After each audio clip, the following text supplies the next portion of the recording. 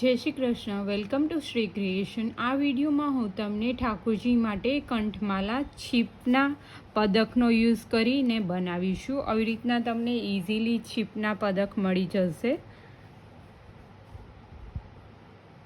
તો મેં લઈ લીધા છે એક વચ્ચેનું પેન્ડલ, અને આ બંને સાઈડમાં આવશે થાકમાં, અને આ ફર્સ્ટ લેયરમાં અને આ સેકન્ડ લેયરમાં. એવી રીતના આપણે યુઝ કરીશું. 4 પદક લઈ લીધા છે. તમે એક સરખા પદકનો બી યુઝ કરી શકો. અને ઓફ વ્હાઈટ કલરના મોતી લઈ લીધા છે, જેકો મોતી સાવ નાની સાઇઝમાં.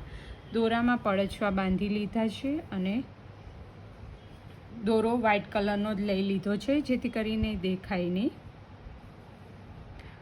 હવે તમારે કેવડી સાઇઝની માલા બનાવી એ રીતના તમારે ફર્સ્ટ લેયર કરવાનું રહેશે.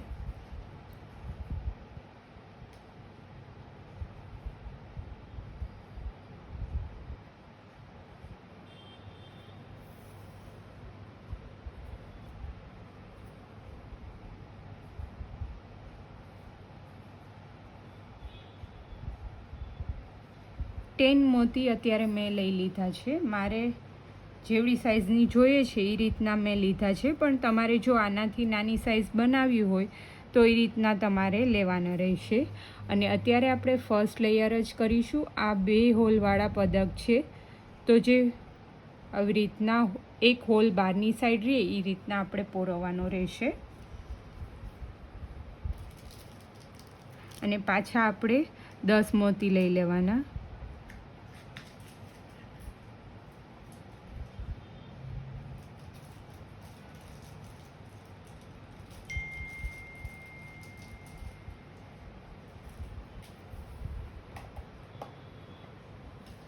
પાછા 10 મોતી લઈ અને આ પેન્ડલનો ભાગ કરવો છે મારે.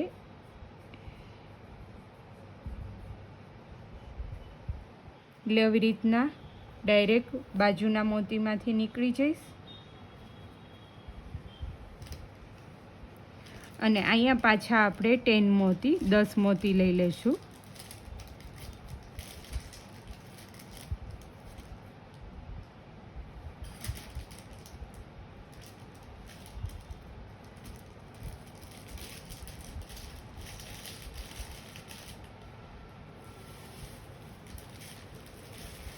દસ મોતી લઈ અને આ પદકને બહારની સાઈડ હોલ આવે એ રીતના પોરવી લઈશું. અને પાછા આપણે 10 મોતી લઈ લેવાના છે.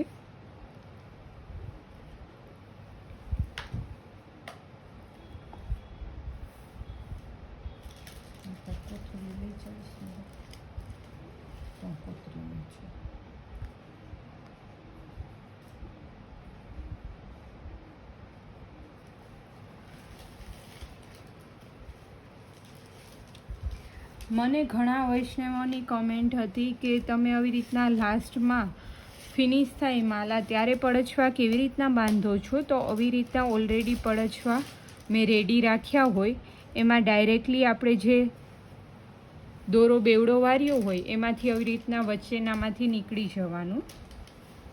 અને અહીંયા આપણે 2-3 વખત ગાંઠ વાળી લેવાની. પાછું નીકળીને આપણે જેવી રીતના સ્ટાર્ટિંગ કરતા હોય ત્યારે વાળતા હોય છે એવી જ રીતના.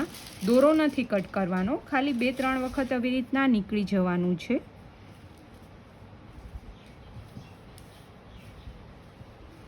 નીકળી ગયા બાદ હવે આપણે 2 લેયરની અત્યારે માળા કરવી છે, એટલે ફર્સ્ટ એક સિંગલ મોતીમાંથી નીકળી જવાનું, જેથી કરીને માલાજી જોઈન્ટ રહે.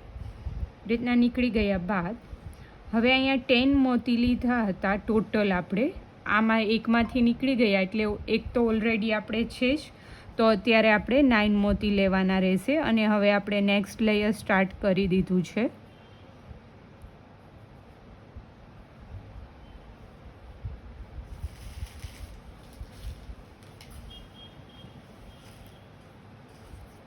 નાઇન મોતીમાંથી નીકળી ગયા બાદ આ બાજુનો જે હોલ હોય બહારની સાઈડનો એમાંથી નીકળી જશું.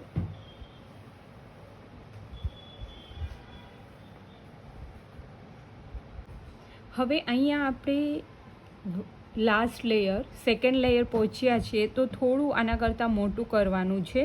તો એ રીતના આપણે મોતી લેશું. તો 10 મોતી તો આપણે લઈ જ લેશું, પછી જોઈ લેવાનું આપણે કેટલુંક જોઈએ છે એ રીતના વધારે એડ કરવાના રહેશે. તો અત્યારે મેં અહીંયા 16 મોતી ટોટલ લીધા છે. તમે વધઘટ તમારી રીતના બી કરી શકો. પછી જે આપણે પેન્ડલ લીધું હતું એ એડ કરી દઈશું અને આ સાઈડ બી આપણે 16 મોતી એડ કરીશું. આવી રીતના વચ્ચે રાખીને જોઈ લેવાનું તો આટલી માલાજી મોટી થશે. તમને હજી શોર્ટ ગમતી હોય તો આવી રીતના બી નજીક કરી શકો.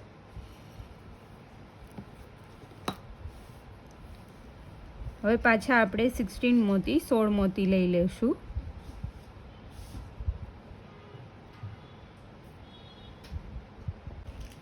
હવે અહીંયા જે સાઈડનો હોલ હોય એમાંથી નીકળી જશું.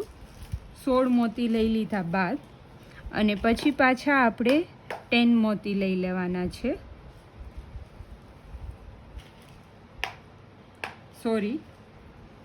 એક લાસ્ટમાંથી તો આપણે નીકળશું એટલે 9 મોતી લેશું.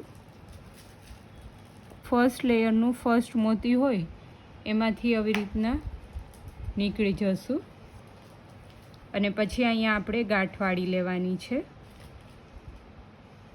અને વધારાનો દોરો કટ કરી લેશું. તો રેડી છે ઠાકોરજી માટે છીપની માલાજી. આવી રીતના મેં સિંગલ લેયરની એક મોટી માલાજી અને એક આપણે બનાવી હતી એનાથી નાની માલાજી બનાવેલી છે.